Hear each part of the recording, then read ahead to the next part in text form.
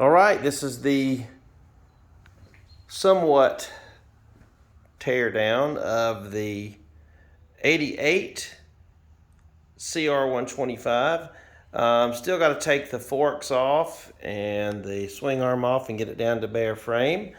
But as you can see, we have a box full of engine parts here and a box full of parts here.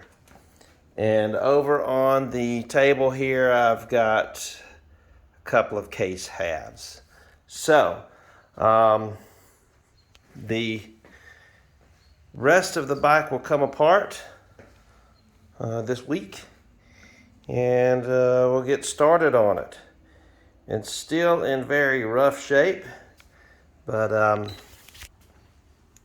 after a pretty bad start, I think we're going to do all right.